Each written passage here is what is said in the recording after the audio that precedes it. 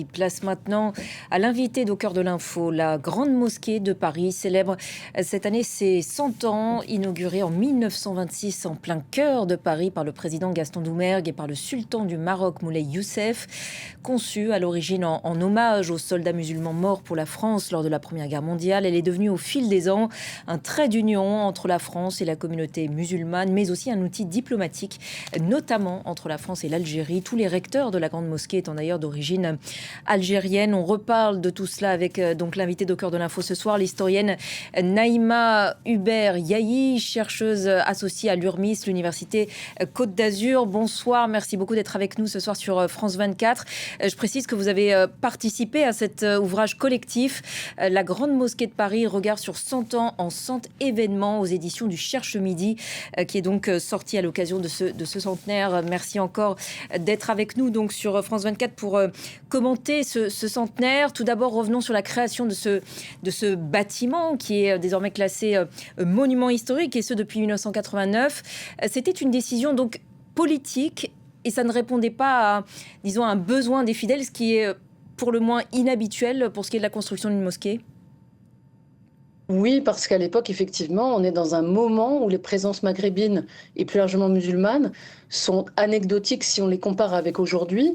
Les demandes qui vont suivre dans les prochaines décennies de lieux de culte ne correspondent pas à la réalité de la création et l'aboutissement de ce projet.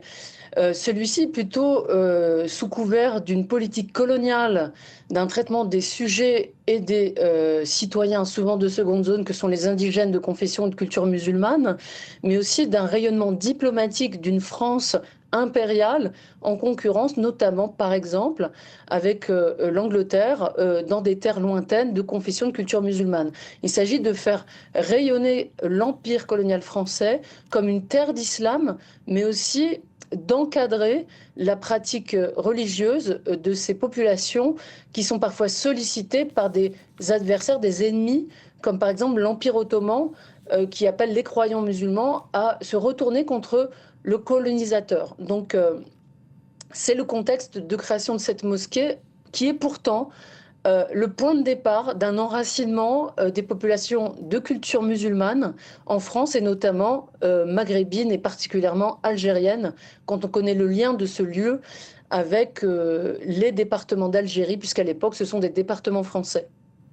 Voici les mots du maréchal Lyautey prononcés lors de la cérémonie de pose de la première pierre de la mosquée de Paris. C'était en 1922, quand s'érigera au-dessus des toits de la ville le minaret que vous allez construire sur cette place. Il ne montera vers le beau ciel nuancé de l'Île-de-France qu'une prière de plus, dont les tours catholiques de Notre-Dame ne seront point jalouses. Des mots très forts qui peuvent même surprendre. Qu'est-ce que ça dit de l'époque et du rapport de la France avec ses colonies que vous avez commencé à évoquer ?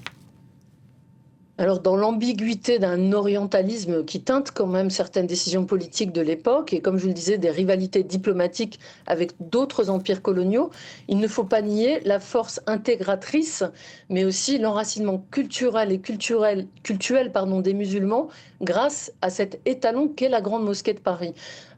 Bizarrement, cet outil colonial de reconnaissance, mais aussi d'encadrement, va devenir un outil d'émancipation, puisque si on célèbre le centenaire de la Grande Mosquée de Paris, on célèbre aussi cette année le centenaire de l'Étoile nord-africaine, qui est la première organisme pan-maghrébine nationaliste qui œuvre pour la décolonisation. Donc cette complexité de ce lieu de mémoire, de ce lieu de culture et de culte qu'est la Grande Mosquée de Paris, existe dès le départ. Et ce qu'évoque le général Lyautey, dont on connaît la carrière, notamment au sein du protectorat marocain, nous rappelle simplement cet appel à l'ouverture, à la pluralité culturelle et cultuelle dans une France qui est 15 ans après la loi de 1905 établissant la laïcité qui va permettre donc à l'islam de France de connaître ses premiers pas en France métropolitaine à l'époque coloniale, quand va s'édifier ce patrimoine architectural néo-mauresque qu'est la Grande Mosquée de Paris, qui aujourd'hui est donc une dame centenaire. Et ce, en plein cœur de Paris. Là aussi, ça témoigne d'une volonté politique très forte. C'est une volonté politique d'une reconnaissance à la hauteur du sacrifice du sang versé pour le drapeau, puisqu'on parle de la grande boucherie de la Première Guerre mondiale, mais cette initiative de la Grande Mosquée est antérieure à ce conflit mondial et à ce sacrifice des soldats indigènes. Et ils sont morts pour la France, mais durant la Grande Guerre, et y compris à ses lendemains, on comprend qu'il faut mettre en place une forme de reconnaissance pour le moral des troupes durant la guerre, l'abattage rituel, l'inhumation des soldats musulmans, les cimetières musulmans pour ces soldats, et ensuite l'avènement d'un lieu dont la première pierre en 1922 sera posée sur ce terrain du 5e arrondissement. Cette opportunité donc de la destruction, la disparition de l'hôpital de la Pitié, ce terrain municipal de la ville de Paris, sera donc choisi pour édifier ce monument qui aujourd'hui constitue un peu le phare d'un islam de France. Et je vous parlais d'un étalon, mais d'un étalon architectural, d'une écriture architecturale et confessionnelle pour un islam de France compatible avec la République. Et 100 ans après, quand aujourd'hui ces débats continuent d'être portés au sein de est-ce que l'islam, est-ce que les musulmans sont des citoyens comme les autres, etc., etc., c'est intéressant de comprendre et d'historiciser l'antériorité, la richesse et presque en tout cas la facilité avec laquelle la Grande Mosquée aujourd'hui s'inscrit dans le paysage parisien, en plein cœur de ville, et visitée par des millions de personnes chaque année, et a une activité culturelle et cultuelle très intense. L'idée, vous l'avez largement évoquée, était donc de remercier les musulmans pour leur aide, leur contribution dans le cadre de la Première Guerre mondiale, de reconnaître ce rôle. Volonté aussi, là aussi vous avez commencé à l'évoquer, mais j'aimerais bien qu'on développe, de contrôler l'islam de France.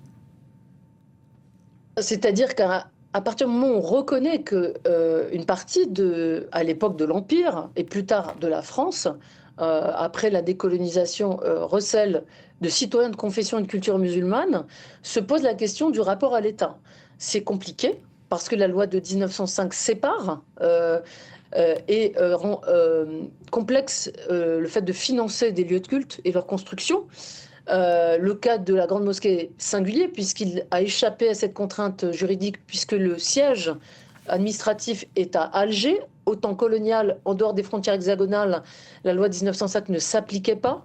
Et aujourd'hui, ce serait beaucoup plus compliqué. On le voit avec des grands projets de mosquées qui ont fleuri depuis une quarantaine, une cinquantaine d'années. Je pense à Mantes-la-Jolie, à Lyon, à Nanterre et d'autres villes de taille moyenne ou de grandes villes qui ont une communauté musulmane importante. Et au départ, on surveille ces populations, on souhaite les contrôler, notamment dans leur rapport avec les pays d'origine, qui sont principalement d'Afrique du Nord ou d'Afrique subsaharienne et parfois d'Asie. Et c'est cette relation à la question de la République et de l'adhésion aux valeurs de la République qui continue d'être questionnée et qu'on essaie de définir dans un islam français qui doit déterminer ses pratiques et ses usages. La Grande Mosquée l'a rappelé encore il y a quelques mois, en février, à travers une publication amenant à inviter les Français de confession musulmane à respecter les lois de la République. Elle l'a toujours fait, elle continue de le faire.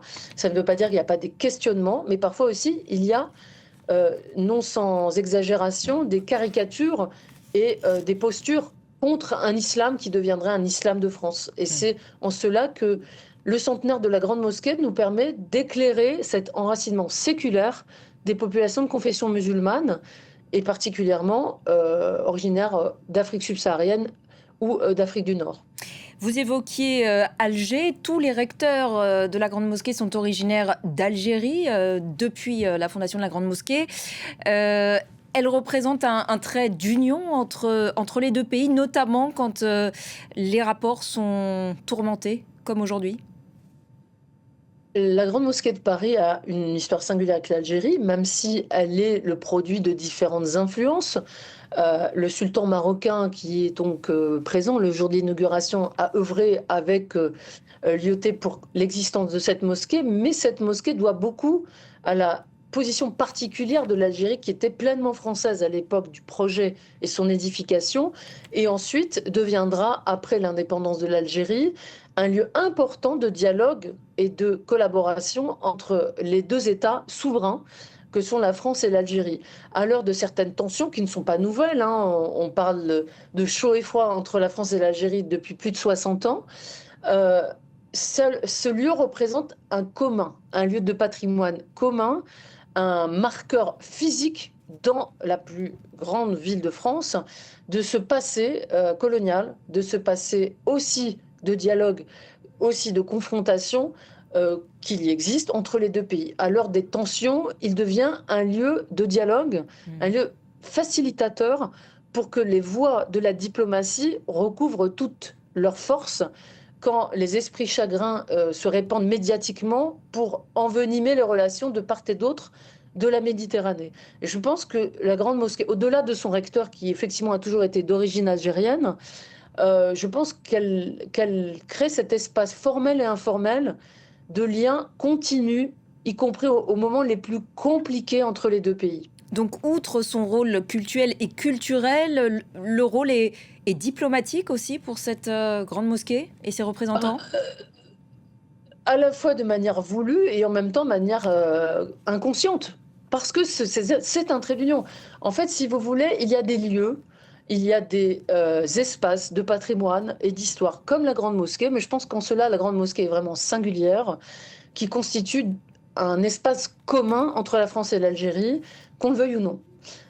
Qu'on en soit heureux ou non, c'est un espace commun. Et cet espace commun, de manière formelle ou informelle, peut dénouer certaines crises, peut recréer du contact ou des volontés communes de dialogue. Je ne dis pas qu'il résout à lui seul la complexité de cette relation, mais il constitue un outil de diplomatie et un outil de partage, parfois tout à fait informel.